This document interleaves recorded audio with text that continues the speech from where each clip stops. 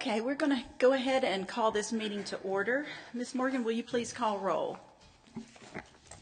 Chairman Langley. Here. Vice Chair Here. Barrett. Here.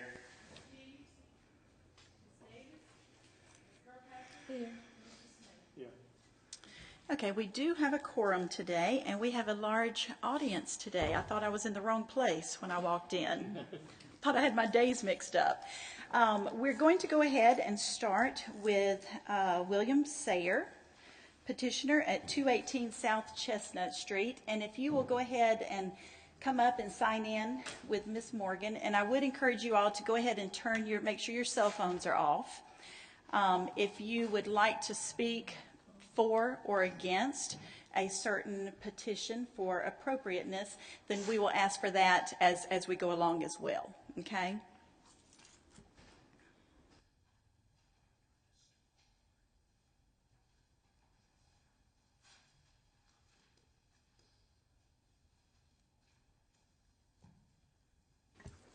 Hello, good to see you.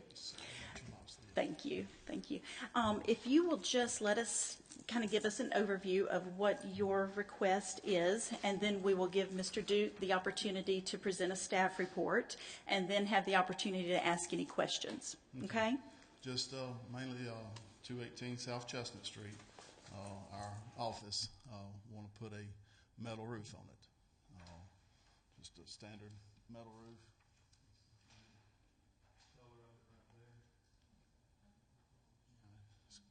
Called burnished slate, and just standard roof. I mean, I went around kind of counting today. Just in this one little area right here, there's like 12 metal roofs, and out of 19 buildings, I think. So I don't think we're doing nothing wrong. It'll be a good roof that's supposed to be guaranteed for 50 years. Okay. Let us have Mr. Duke come up just one moment, and then we'll have the opportunity to ask any questions, okay? Hey, good afternoon. We've seen a couple of roofs in the last several months, so these guidelines are not something that you're unfamiliar with. Your guidelines state on page 31, and this will be dealing with the residential guidelines because that was the original use of this structure, and it was built for that purpose. So we use the residential guidelines. It basically says that historic roofs should be retained. If they're severely damaged or deteriorated or missing, they may be. You may use an alternate type of roofing. And y'all have allowed metal roofs in the past. They're certainly something that are historic for this district, and they've been used quite a bit. Mostly y'all have been interested in style and color, and that's the way you've dealt with the rest of them. So if you can answer those questions, I think you're in good shape. Okay, are there any questions for Mr. Duke? Okay, come on up, Mr. Sayer. All right, any questions for Mr. Sayer at this time? Yeah, is that, you're going to do the whole roof, right? The entire roof? Yes. What, is it black now? I mean, gray? Kind of grayish brown looking, I'd say.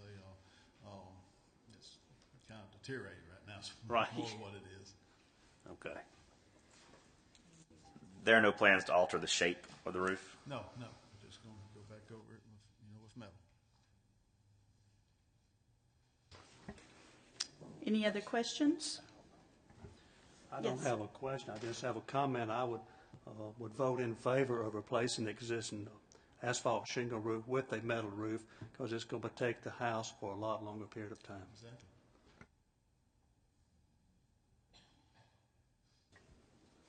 Okay, What about the style? Is there a style metal roofing? What style of metal roofing? Is it in? Yeah, I'm not sure. It's going to be the rib type roofing.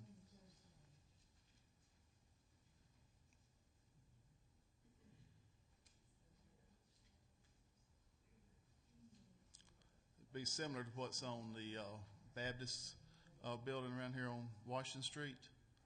It'll probably be similar in color and style. this color here? Yes. Okay. Okay, if there are no further questions, is there a motion to be made at this time? A motion that we grant a certificate of appropriateness to replace the existing asphalt shingle roofing material with the steel metal roofing that he's provided. Okay, is there a second? All in favor, say aye. Aye. Chair votes aye, and so it is approved. So thank you. Have a good day. You don't have to stay for the entirety if you would not like to. You might miss out, however. Okay, the second item on the agenda is a certificate of appropriateness. 106 First Street, Magnolia Wood Properties petitioner. Yes, come on up. If you'll sign in with Miss Morgan.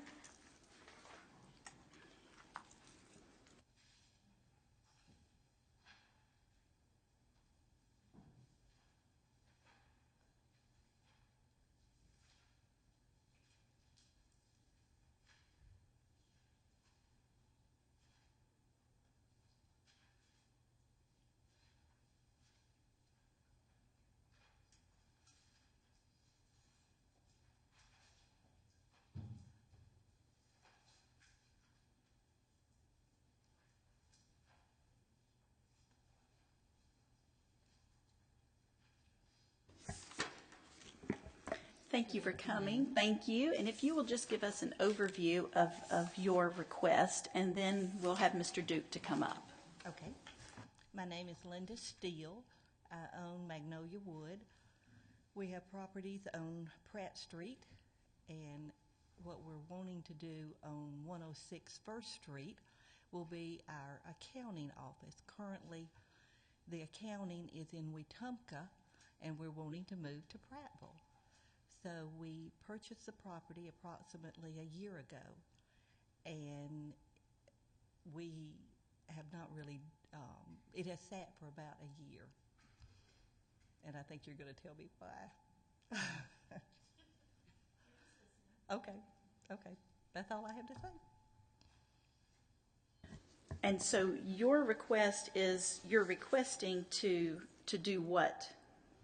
Well, the problem is, I've already done what? Yes, I kind of noticed that. Yes. Okay. I just wanted to make sure we were all on the same page Yes, here. we're on the same page. Okay. We have not added any square footage at all. Mm-hmm. We added a deck that is not connected. I mean, it was something with the historic. We knew we couldn't connect the deck with the building, so it is not connected. But there is a deck, and we have put on a new roof, and we have painted, but that is when we got our first correspondence with Mr. Duke, and everything stopped. So that was about a year ago. And we have new windows. And I think there was a concern about the front door, but it is a wood door. It's a solid wood door, and that's what we built before. Okay. All right. Okay, why don't you have a seat for one moment, and we'll have Mr. Duke to answer any questions at this point.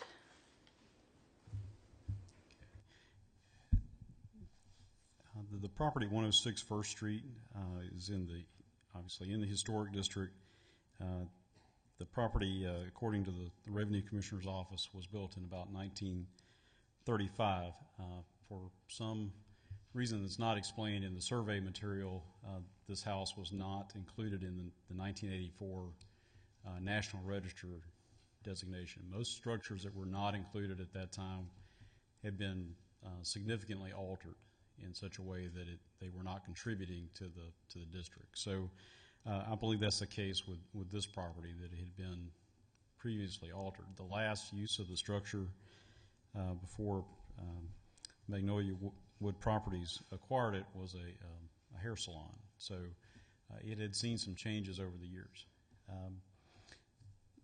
In August of 2014, this board was asked to approve a deck and a handicap ramp addition, which all allowed, and certainly that was constructed according to the plans that were submitted and y'all's approval. Mr. Duke, when was that? When did they come before us before? August 2014. Okay. Ms. Steele is accurate in that when We first noticed that they had replaced windows and the door, the front door, which are features that also require approval for certificate of appropriateness. We asked them to cease. We also had an issue with the floodplain, which is really not relevant to this proceeding, so we won't even deal with that. But they do need a certificate of appropriateness for the windows and indoors. Sorry, Mr. How much has already been done to? I believe it's completed. So. Oh, it's completed. Yes, sir. So it's what's lacking for this board's consideration is and I don't have a copy of or a picture of it, what the structure looked like prior to the windows being removed. So you may want to ask about what the style that's being replaced. Again, just to talk about structures that have been altered previously. Y'all have looked at those differently or with a little bit lighter scrutiny because they have been so altered. That doesn't mean that you shouldn't try to apply your guidelines where necessary, but some of these buildings have been so altered that they're no longer look like their historic predecessor. So again, that's just where you've been in the past. So be glad to answer any questions. Again, I would suggest that you ask some questions about what the windows looked like before they were replaced.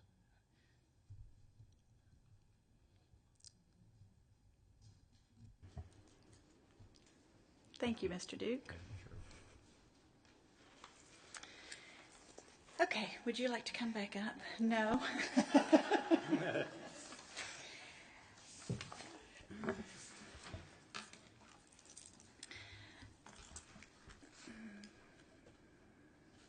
Can you tell us what the previous windows were? They were wood construction. Yes, ma'am.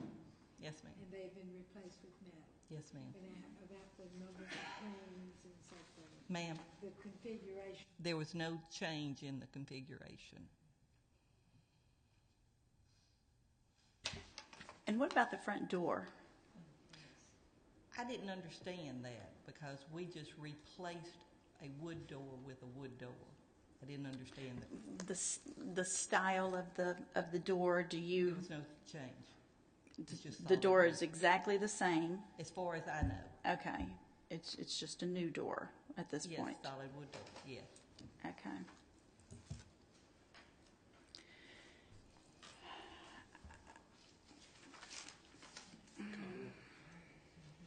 Yeah, go ahead. Looking at the pictures, the windows there now, to me, the scale of the windows, the grid pattern, all looks good with the portions of the house. I just think that the pink chimney looks terrible. Well, we stopped.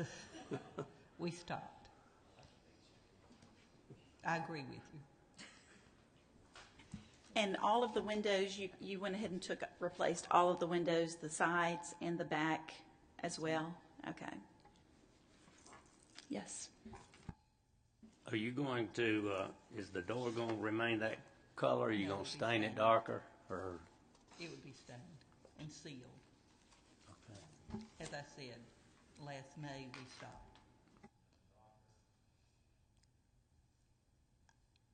Probably. It would be somewhat darker.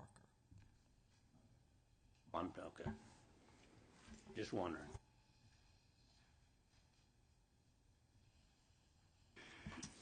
Mr. Duke, I don't really know what you want us to do at this point. I mean, the windows are clearly in, and the doors is up. I think there's, obviously, the indication should not be that there should be some reward for asking for forgiveness, but in this case, the appearance of the building has not been significantly altered. I think taking a clue from what Mr. Smith said about the appearance of the building, the configuration of the windows basically being the same, I think that you're probably something that y'all would have approved anyway. But you have to be careful that folks don't get the impression that they can. It's easier to ask for forgiveness than permission, right? So, as long as that's certainly out there, but again, I probably would have recommended, given previous alterations to this building, that what they wanted to do was okay. You're keeping the basics of the building. So we're basically going through the motions of creating an approval for a certificate of appropriateness for something that's already been done, which we could probably do if you paint the chimney. If you paint the chimney. Tomorrow. Well, yes, we could. We stopped. Yes, absolutely. Again, you would have also been well within the authority of this board to ask that the structure be altered back to something that was more compatible with your guidelines, if that was what you wanted to do. So you certainly don't have to take what they've provided. Right. Anyway, y'all get the fun with this one. Okay. Joel, let me mention this. The style of windows in Prattville are just so many different styles and arrangements. It's hard to really put your finger at one of them and say, this is the style that we want. So I guess my feelings is as long as it looks good and looks appropriate to that house, I think this group would be fine with it. Yes, sir. I agree with you. The really where you want to take a hard look is where you've got some unique style. If you look at some of our more well-preserved historic structures, like I said, there's a great variation, and some of them are so unique that you couldn't even buy that type of window off, out of supply anywhere at the moment. So they would have to be specially made. So those are where there's a lot more interest, but I think we're okay here. So, Madam Chairman, I move that we grant certificate of appropriateness for the facility at 106 First Street for the additions and changes that have already been made. Okay, is there a second? Second. All in favor say aye. Aye. Chair votes aye, and it's approved, and we'll paint the chimney. Yes. No, we're not. Thank you. Yes, yeah, thank you. Okay, our next item is a request for a new structure, single-family residence on First Street. Joel McCord is the petitioner, so come on up. And if you guys will sign in, and then you know the drill at this point.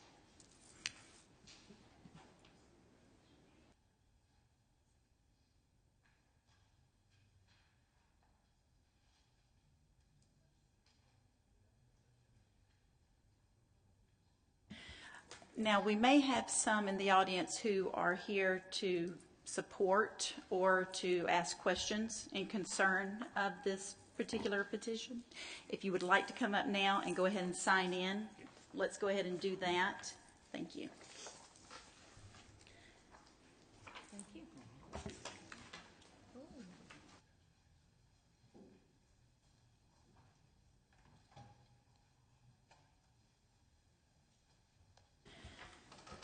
And Mr. McCord, we will let you kind of present what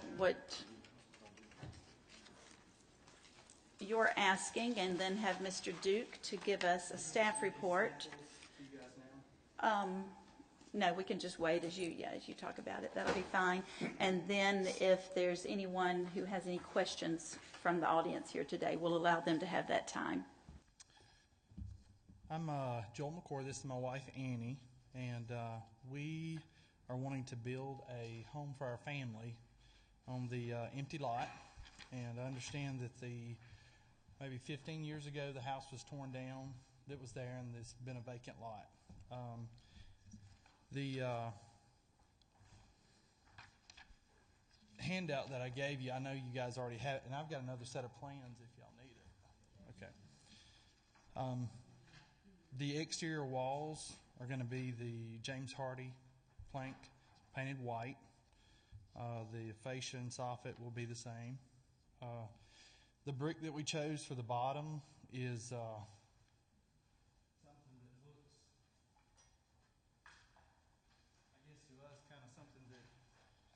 would have more age on it than the brand new structure. The porch columns will be the round tapered fiberglass to where we do not have to replace them, but they'll look like painted wood. The porch, we're asking that the ceiling of the porch be painted blue. The shingle, and I don't know if that picture represents it very well, but it's kind of a more black than gray. It is an architectural shingle. And of course the pitch on the roof is a 8-on-12. The windows, we worked with Matt Swafford, and he said that this window is one of the closest, what they call a wood replica window. It's going to be a 4-on-4, but what we're going to do is have the grids actually on the outside. It will not be between the glass. It'll be made on the outside, and it'll be 4-on-4.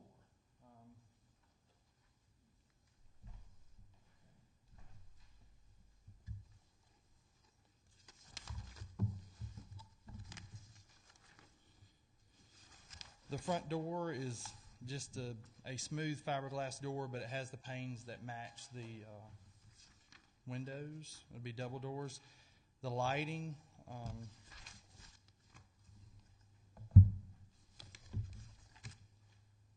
this will be the exterior lighting on the house, and then there's also a hanging version of this that will be on the porch over the front door and the two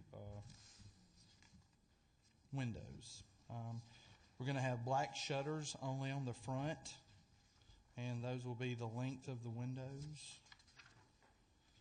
And the sidewalk, we're asking for permission for the sidewalk to either be straight forward or to the driveway. And driving around and looking, it seems like it goes either way, but it's really, for us, it would be aesthetically whatever looks the best.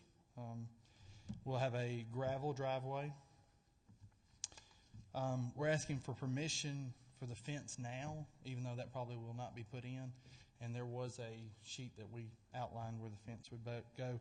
We're asking for either wooden or black metal, and for it to match what the neighbors would already have in place. We will not have a garage, but carport, and the carport will extend off the back. And if you look at that last page, they do that in two processes. The carport is assembled and put up, and then it's a decorative portion that goes around it that makes it look more like a pergola. And then, of course, because of water issues, we're putting a gutter system on the house. It will be white aluminum, which will match the house. And that's it. Since you did mention the water issues, can you go ahead, or will you go ahead and, excuse me, and kind of talk about that now? We purchased the lot back in September, and we've watched and what happens with the water and where it comes from and what it does. One of the great things about the lot is that it has a sandy loam soil on it. So when we do have the rains and the water pools, it does absorb and go into the ground. So it's good soil and it perks well. To the left of the house, when we first started with the house, we were going to put the driveway on the right. And we changed our mind for one reason, because of the house that's next door being built on grade.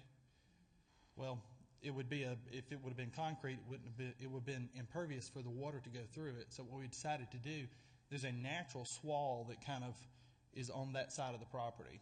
And if you go to the plan,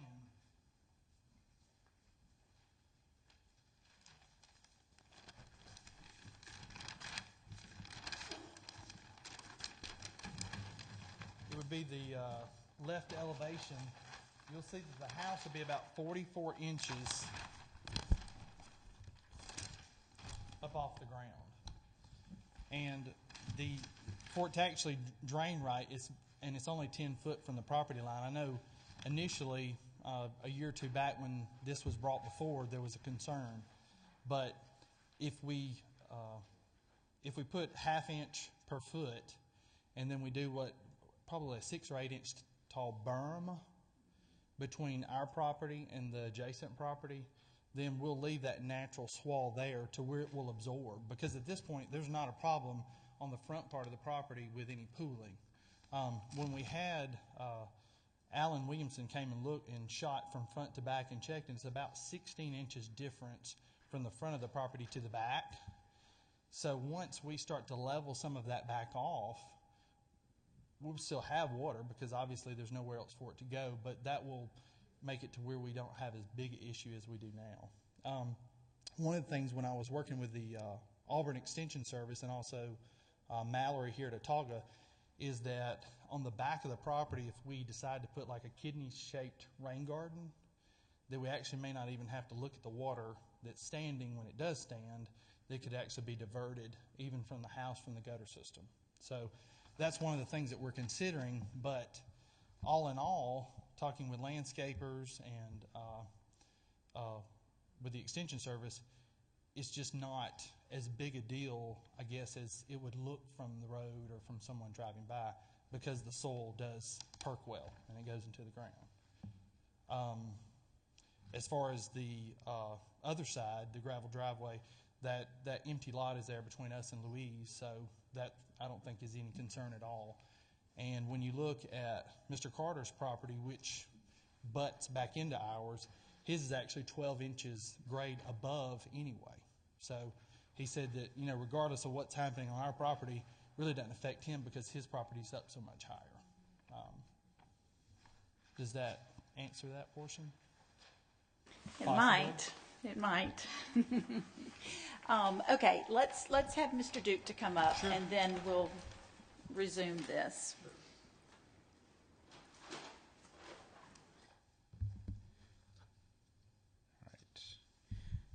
Let's just talk about, first of all, previous approvals. Again, this lot, as Mr. McCord has alluded to, has been vacant for a while. You have in your staff report the structure that used to be there was about 1890s, but it's long since been gone from this lot. Recently, this board considered and approved a certificate of appropriateness back in February of 2014 for a new structure.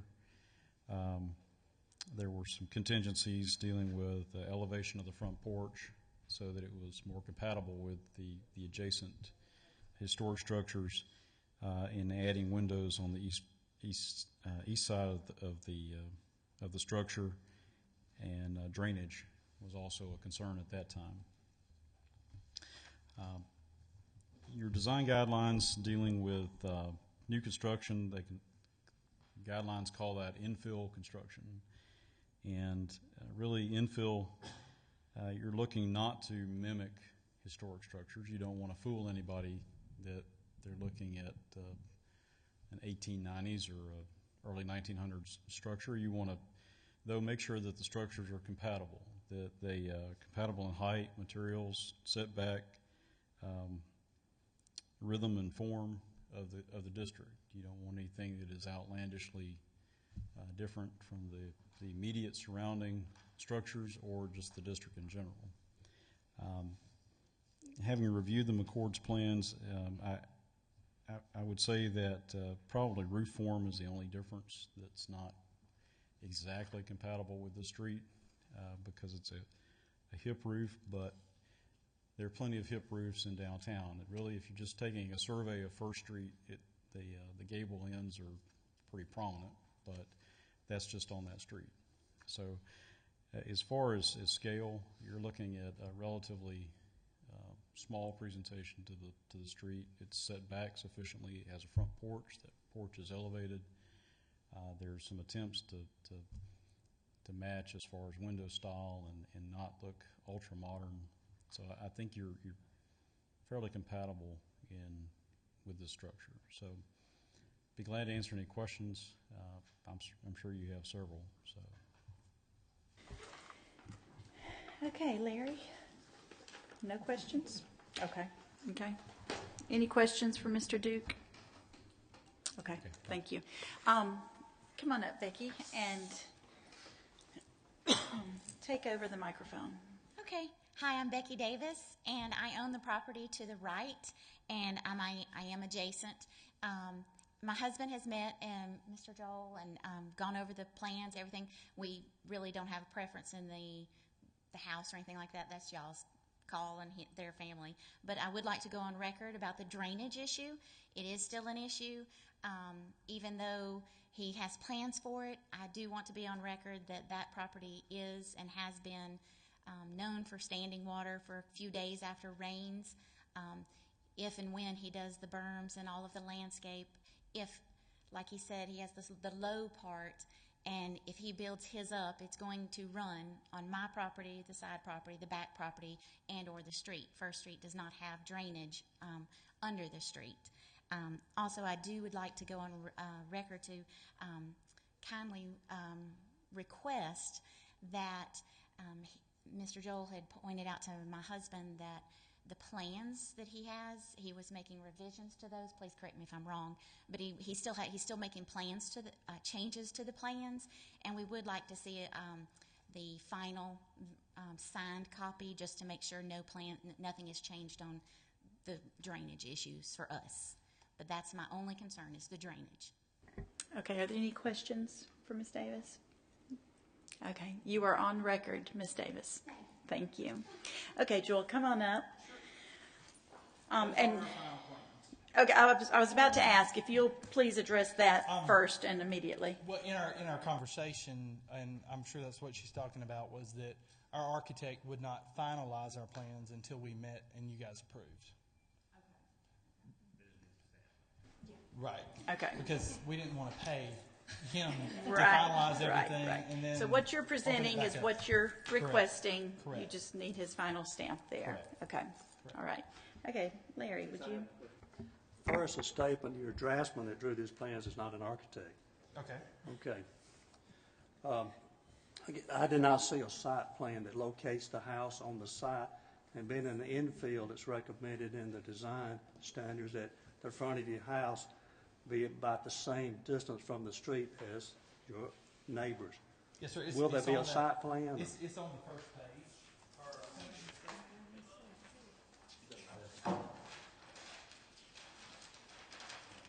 But do you have a site plan that shows the property lines? Are these the property lines? Yes, sir. They're not marked. In 35 foot is what is, I guess, suggested.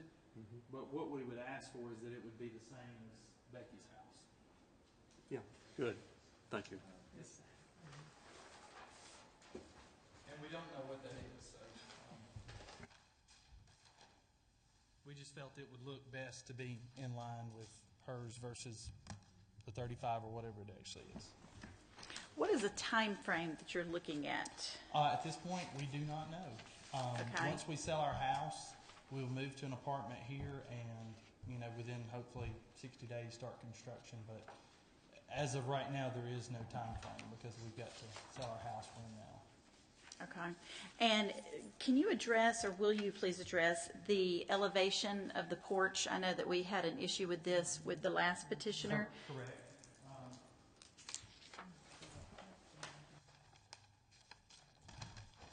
I believe it shows it best on the third and fourth page, but it actually, and to address something that Becky talked about is that fortunately the lot on the front is level, so we're not building anything up on the front of the property. And her lot goes back about 100 foot, and ours goes back 180. So we're allowing the water to do what it's done. We're not trying to create anything new by bringing dirt in, other than for it to gently come off where the footers and where the blocks are. It will be a footer put in, it'll be 3 blocks up, and then a foundation will be poured on top of that, and it'll be a brick veneer on the outside of it.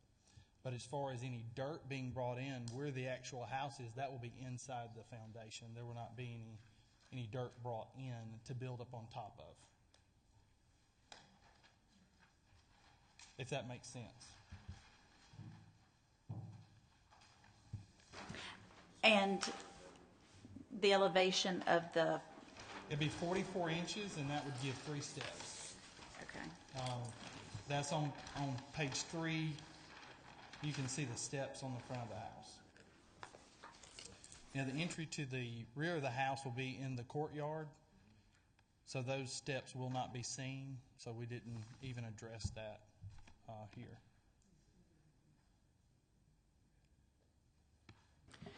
What is Louise's driveway? Is it gravel? Her driveway is a gravel Okay. apron and a gravel driveway and gravel parking. It's a crushed stone. Crushed stone. Crushed stone. Yes, sir. Okay. And we would want to do the same. Yeah, yeah. No gray gravel. No. No.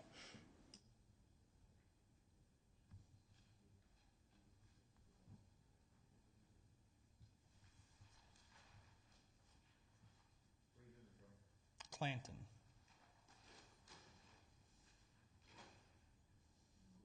And we actually had a contract 2 weeks ago and thought it was a done deal, and They're fighting. So. now the husband and wife are fighting. So. Not you, Correct. them, right? Correct. No, our garage is half packed with boxes. We're ready. Okay, give us just a moment to Yes, ma'am. continue to look over this. Consider windows on the top floor on either side. Well, there. If you look at the roof on that side, there's just no. You wouldn't be able to see it.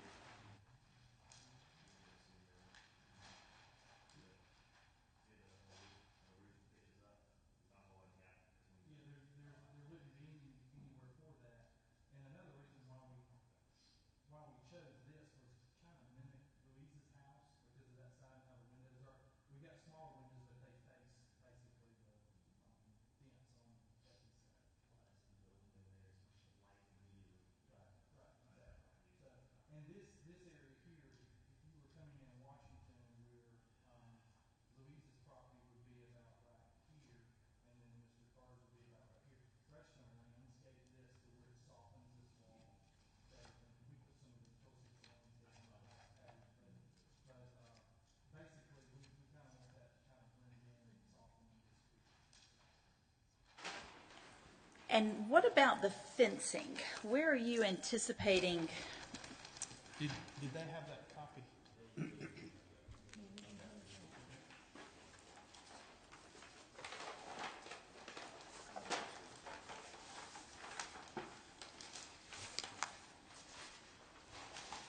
Now, I'll be honest, we're doing this in anticipation of not having to come back later, so we're asking for approval. And I really don't know.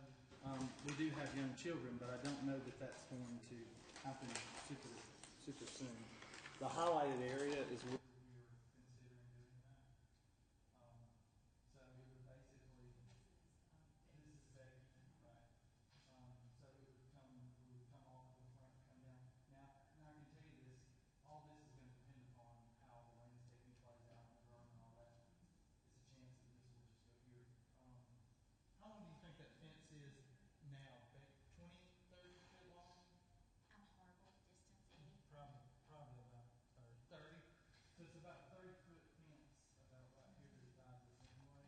So chances are we would probably start the fence back here. Honestly, it's more about the aesthetics. Our thing is that this wall looks ugly.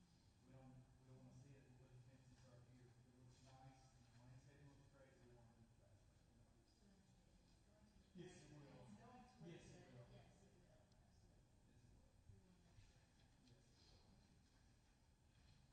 There are some guidelines about setback for the fence on the front, but That was one thing that I didn't know what the rule was on the setback on the front. Okay. Is that something, Mr. Duke, can address for us on the fencing on the front facing the street, what the setback is? There is no. There is no. You just have the same setback as the house. Okay. And let me just go ahead and say that since they're not really necessarily concerned about that or may not do that at this time, fencing, y'all recall, is a staff level approval. And as long as it meets guidelines, they can come back and ask for that at any time without having to come back before this board. Okay, thank you. Yes, I have a comment. Yes, sir. As a committee here, we really don't look into drainage. That's why I have a question for Mr. Duke. Okay. Joel, since there's a drainage issue on this particular piece of property, when they submit the drawings to you in the building department, should that be addressed at that time with engineering on how the drainage will work? It can and it probably will. The best way to look at drainage on this lot is that I think the neighbors have expressed that. They've talked about it. Like many older parts of the city, there's not a formalized drainage. There's not a lot of the street drainage just runs off in the yards.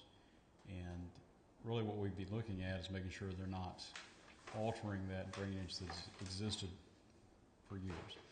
It sounds to me like the McCords basically accept that and understand that as long as they do not really alter that.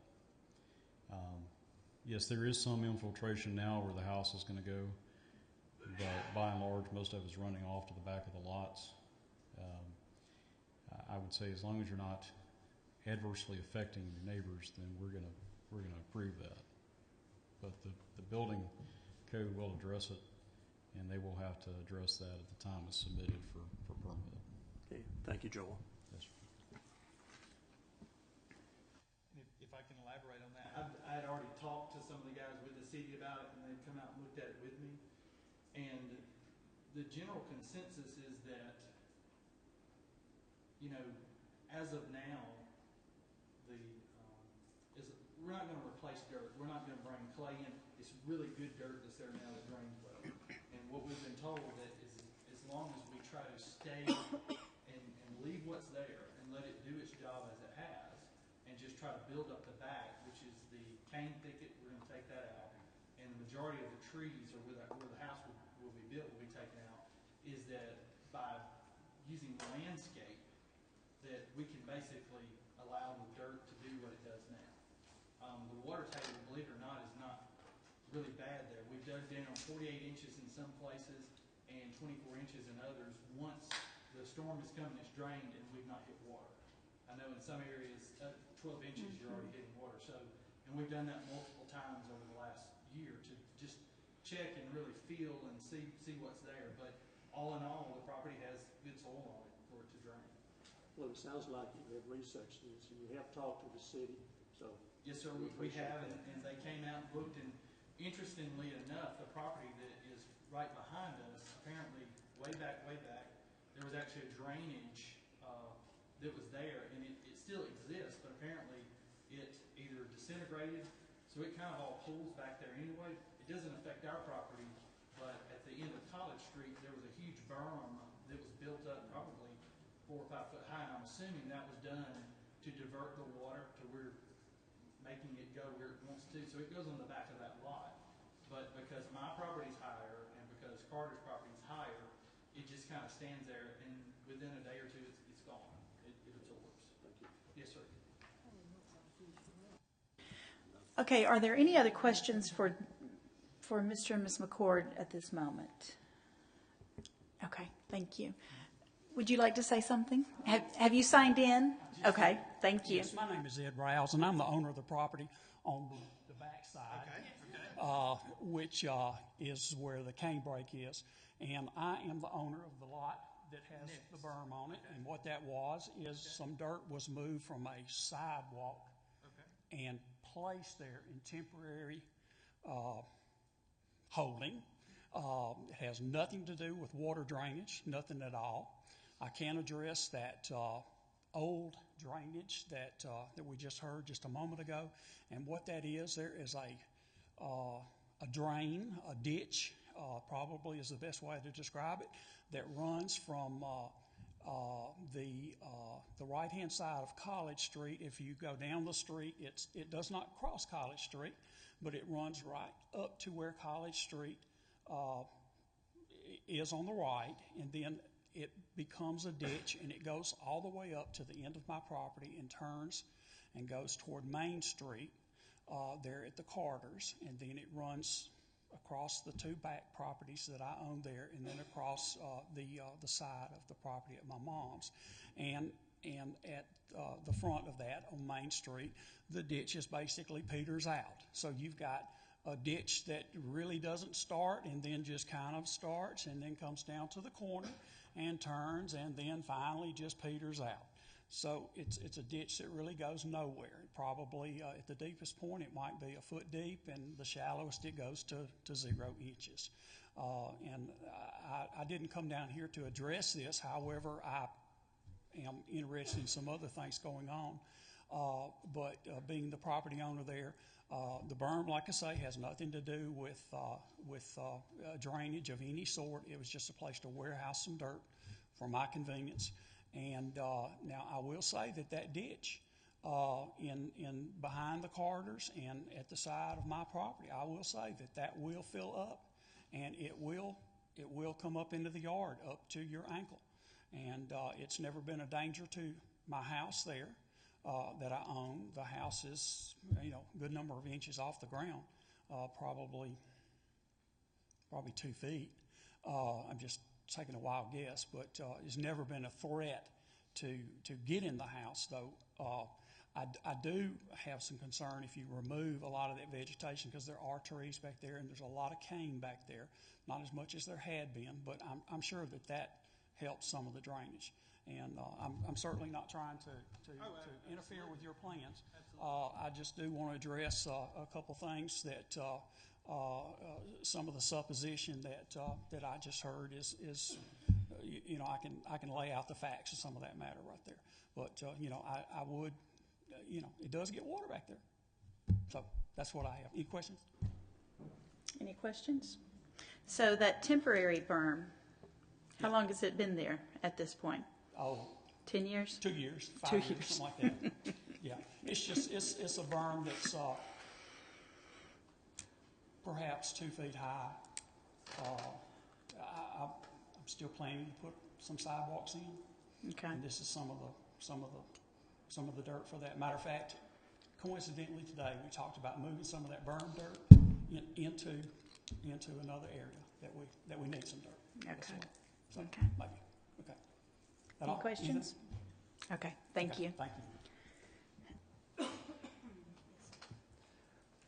It appears that all the neighbors are happy with the drainage, the owners are happy with the drainage, the city is happy with the drainage, I'm happy with the drainage. So, based on what is submitted for a new infill house at 225 First Street, I move that we grant a certificate of appropriateness. Second. All in favor say aye. Aye. Chair votes aye, and we are happy to say that you have been approved. So welcome to the neighborhood, and yes, Deciding to build in downtown Prattville. absolutely. Thank you. Heard there's bad drainage. Okay, our last request, thank you guys for coming. Our last request is a certificate of appropriateness for demolition and a new structure at 115 Maple Street. Dr. Tom Miller is here as the petitioner.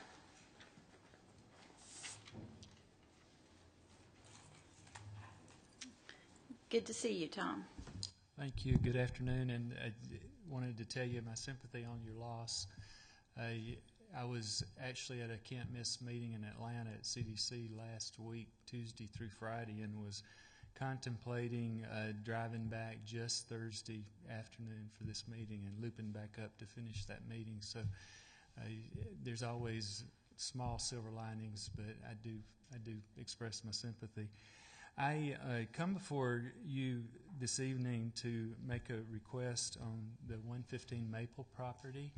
That is the property, as you know, over here on Maple Street at Bridge. And what I wanted to share with you is a little bit of background. The purpose for wanting to purchase this property is to build a home and relocate to downtown Prattville.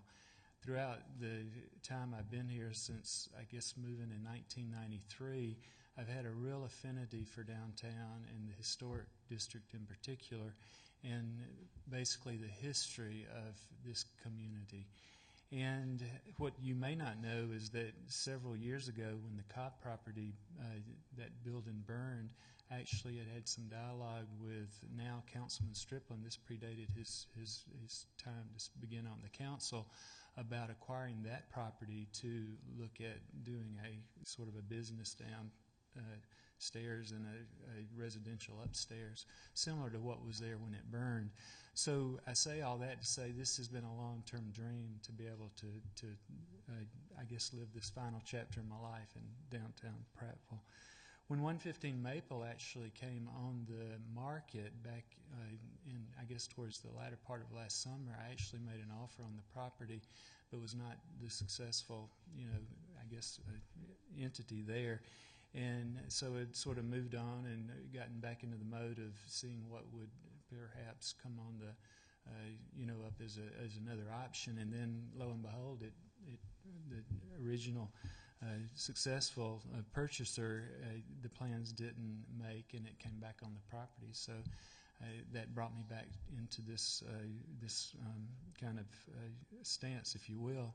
What I have looked at is when you assess that property, and it's obvious since 1850, it's a very historic situation in the building itself, and you look at that in terms of is it what I'll call rehabable in a way that is not only financially feasible but also functionally feasible for living in it. And when we look at that property, I think the scale is sort of tilted in what I guess is not the right direction. That I just don't think it would be a viable project for a number of reasons. It is like a lot of structures from that era. It has been added on. I really can't tell you how many times it's obvious, but without being there and watching it unfold. But it's a very sprawling sort of a property, and I think you know that at one point, I think its last viable occupancy included renting out 2 or 3 sections of it as apartments. And so when you add all that together and you get some sort of an estimate on what it would cost to try to isolate the original piece of the structure and perhaps relocate it on that existing property, or even to leave it where it is and to add on to it and end up with a structure that's functional and habitable, it just doesn't seem workable from a variety of standpoints. I understand from discussions with Joel that it's not a frequent request for this body of demolition. So I am here, one, to answer any questions, and two, to tell you that I'll be as patient as I need to be. I'll go and paint chimneys. I'll paint any chimney on this one, whatever you need me to do to help you feel comfortable. And if this is something that does not work and you're not able to grant me approval, I'll understand that as well. I 110% respect the integrity of what a body like this is all about and what it brings to the community. And on that note, what you do as public servants in this milieu. So that's sort of, I guess, my presentation. Skip Jones is in the audience. He actually has worked to help me understand some of the potential and the cost and some of the challenges in looking at the potential for isolating the original footprint, stabilizing and relocating it. And I assume, Joel, that they have all that data? They've got everything. They have everything that I sent. So, So if you've got questions for either me or Skip, stand ready to try to answer those. Okay, let's let Mr. Duke come up, if you don't mind, Tom, and give us a staff report, and we'll move forward from there.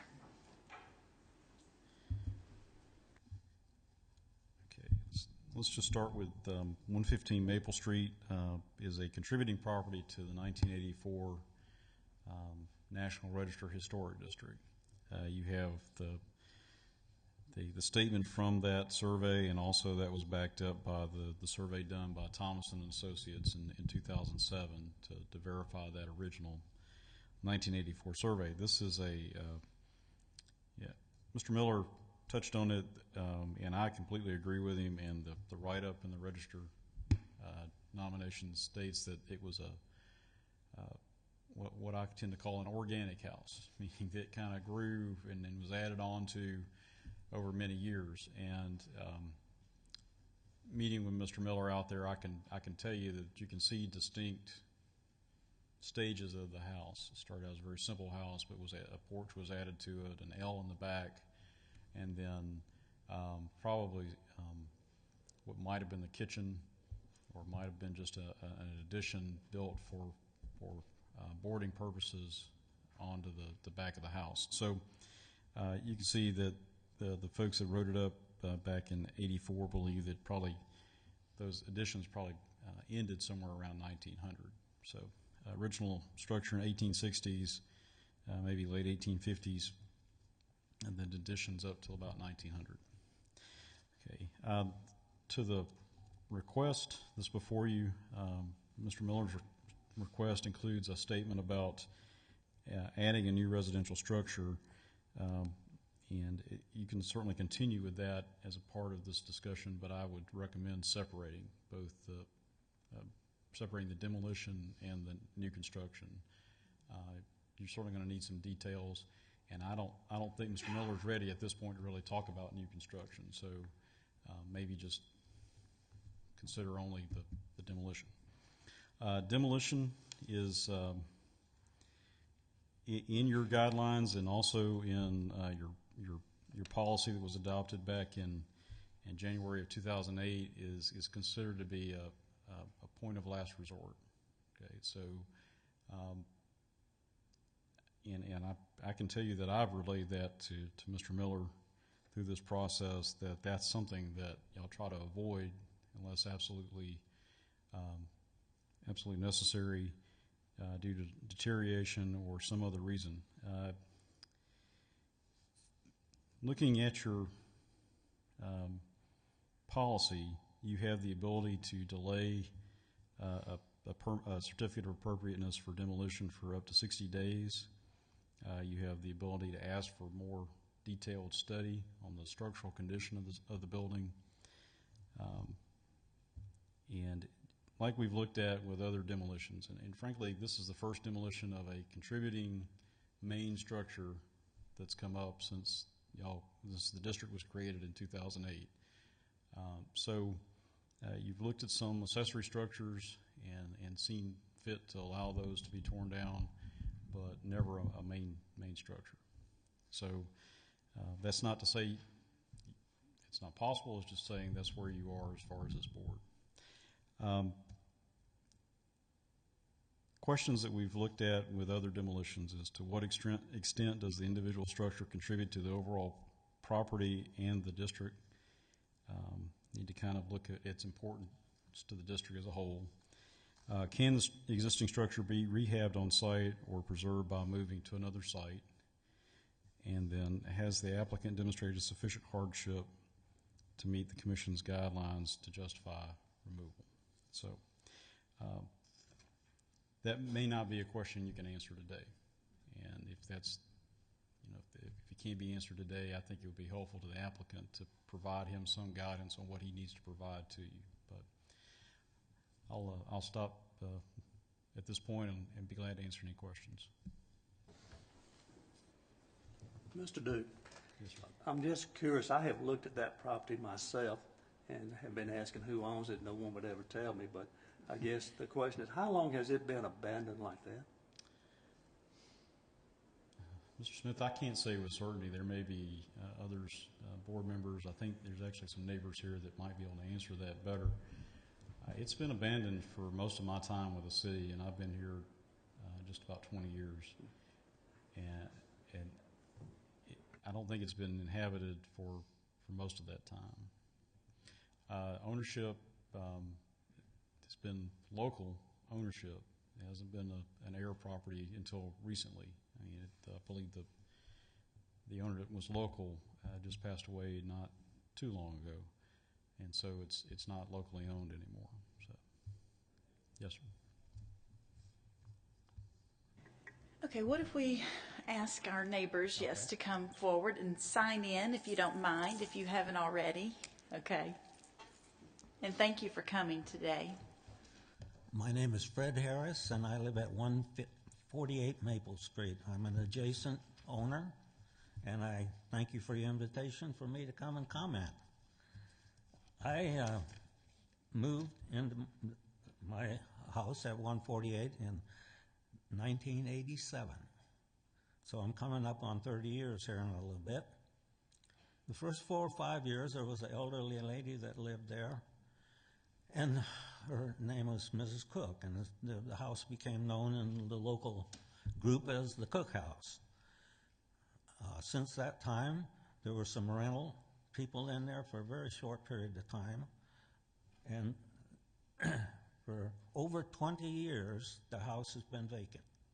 There's been no heat, no cooling, no climate control, nothing. It's just sat there. They did contract with a local lawn care service to keep the grass cut, and about once a year people come and do things like nail doors shut so that people can't wander in and out of the place, and currently there are some doors that have boards nailed over them. It's really an eyesore right now. So as a property owner adjacent to the facility, to me, it's either got to go or be fixed up. It's just not, it's not something Prattville should be proud of at this time. It's terrible. Thank you. Thank you. Are there any questions for Mr. Harris? No? Thank you so much for coming. Thank you. Mr. Bach, come on up.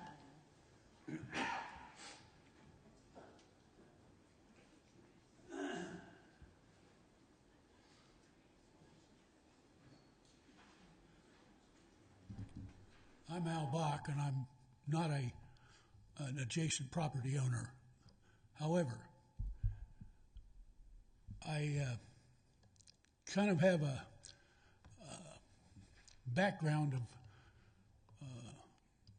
taking on impossible projects. This is a nearly impossible project. However,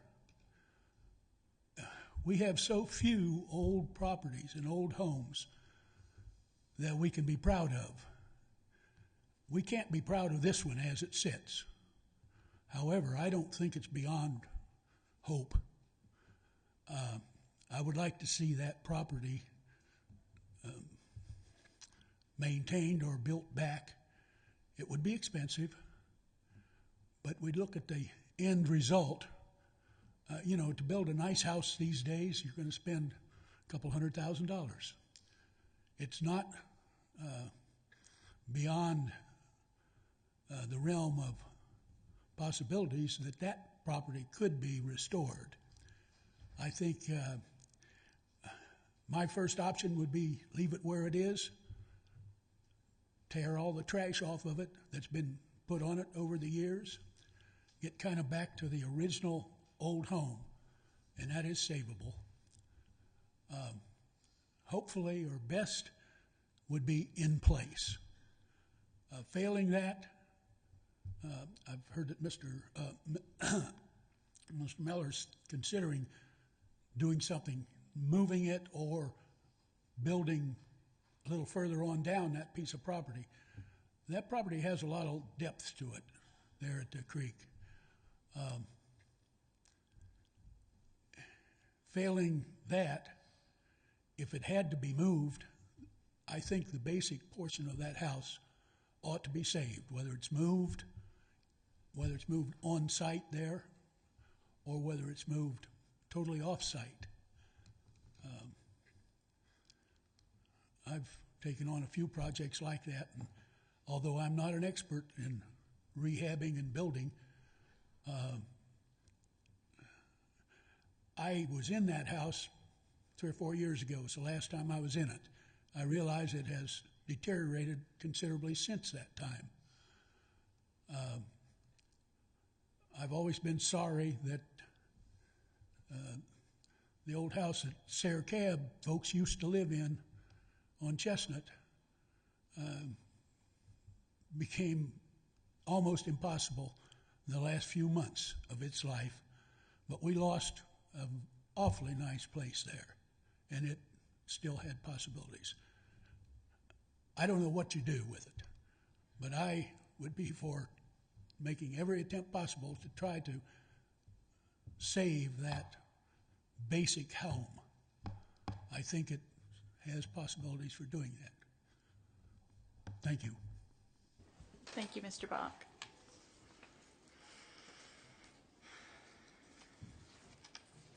Okay, Dr. Miller, would you like to? I think this is just a lot for us to absorb at this moment. And I think we are probably looking at tabling this for a little while so we can, kind of wrap our head around it. But are there any questions or what concerns? Yes, you have one. Just, to add a couple of things. One, actually, when you start looking at something like this, you sort of hang out there and you go down. A lot of times you just dream. And on one occasion, one of the two grandsons was there, and they were sort of clearing out some stuff. There's still a lot of family pictures and stuff that is in the house, and apparently Mrs. Cook moved to Booth and had two grandsons. And this one is the one that lives in Columbus, Georgia. The other one, I think, is in Booth. But he seemed to be the one kind of handling it and filled in a lot of the history for me and his memories, childhood, growing up. And so that, for me, was a rich part of learning more about the house and the property. I will tell you that my approach to this was not from the outset demolition. I've put in a lot of time and talked to a lot of folks, Bo Evans, Skip Jones, some others, about options. Originally, one of the thoughts was, could I leave the house there, stabilize it, and use part of the property to the right facing the house to be the home site. And in part of the due diligence, getting a certificate of elevation basically sort of precludes that, given the flood issues and the slope of the property, if you will. So I guess that's why they cited the house there, because that is the best location on that property from the standpoint of the flood. We talked about isolating the original part of the structure and just building around it, if you will. I've seen a recent example of that in a town close by. We've talked about isolating the original part and moving it down to that more narrow part of the property, and then looking at what some of the possibilities would be with it there and building the new house on the current site.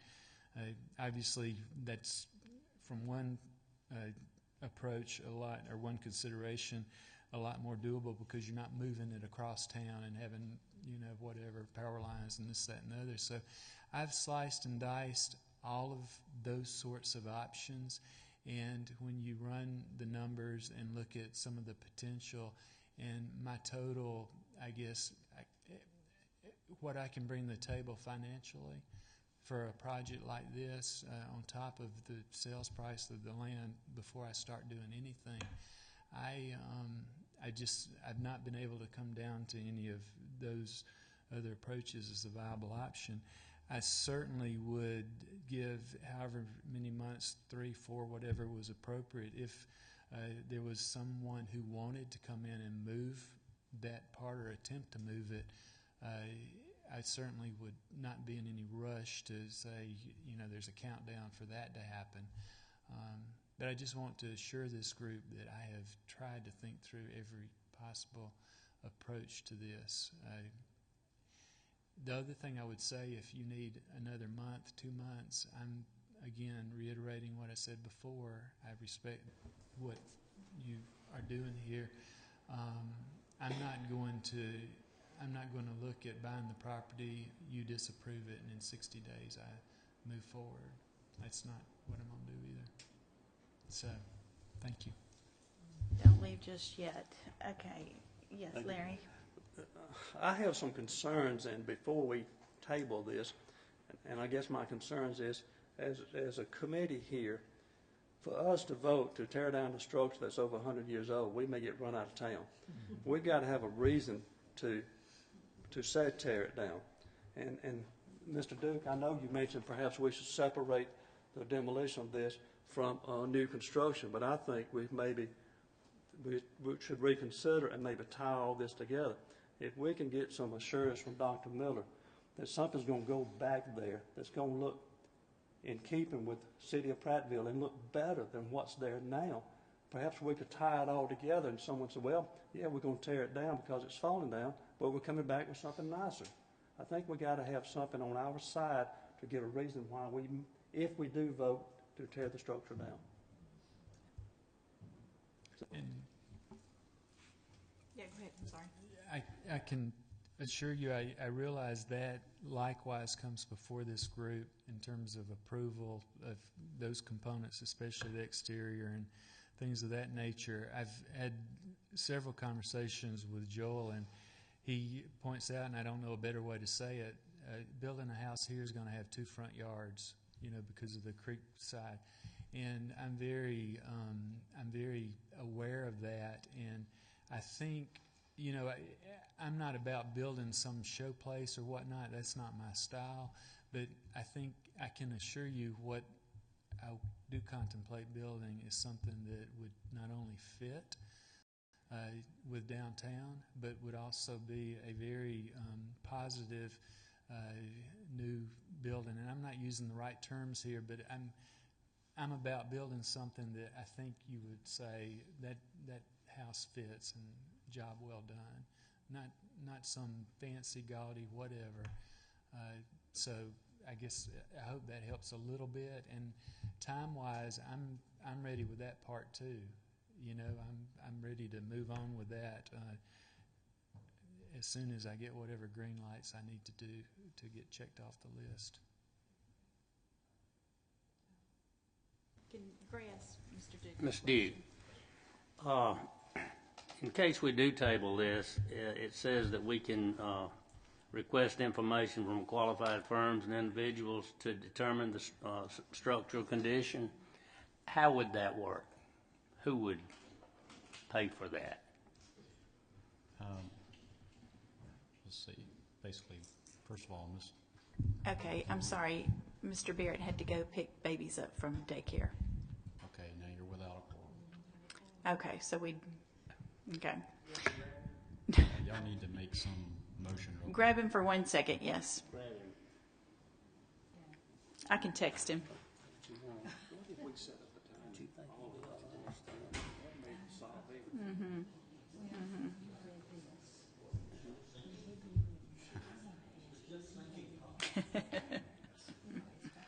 There he is. Okay, what are we voting on? Tabling this? I move we table this request until we get some further information concerning the structural condition of the building. Is there a second? Madam Chair, Yes. if I might, just if it's all right with Mr. Price, it might be helpful if we put some kind of time frame on that. If you're looking for that before your next meeting, or I'm saying no longer than 60 days. That's fine. Okay. Is there a second? Would you repeat that? I was running my mouth over here. Okay. I just made a motion to table this request until we had someone to further study the structural condition of the building, whether or not it could be rehab, the possible cost of it, and table it for no longer than 60 days. Second. Okay, all in favor say aye. Aye. Mr. Barrett voted aye from the back. Chair votes aye, and we will table it and continue. We can continue talking to Dr. Miller at this point, though, right? One other item, you have an item of old business on your agenda. If you could just make make a motion to continue to hold that, the applicant. Okay, is there a motion to continue to hold that? Item number 1. Number 1. Is he here? No, I move that we continue to hold this item for Mr. Moffett until, Next meeting. Our next meeting. till the next meeting. Okay, all in favor, second, is there a second? Second. All in favor say aye. Aye. Chair votes aye, and it's tabled until the next meeting. Thank you, Mr. Barrett. Okay, Mr. Duke, may we continue to have conversation with Dr. Miller about this? Without having a quorum, you do not have a official, it's off the record. Off the record, okay. You basically are adjourned at this point, and the official meeting will be over. You Okay. can continue to have a conversation, Okay. but it is not official. Right, okay. And I We would need to adjourn the encourage you meeting not to officially. deliberate No, yes, on the- okay. Well, the Open Meetings Act would prohibit you from, yes, you can have, as 4 members, you can have a conversation. Okay. Do we need to go ahead and adjourn the meeting officially? You can, but you're Okay. essentially there already. so- They are all leaving us at this point. Is there a motion to be made? I move we adjourn. Is there a second? All in favor say aye. Aye. And the meeting is adjourned.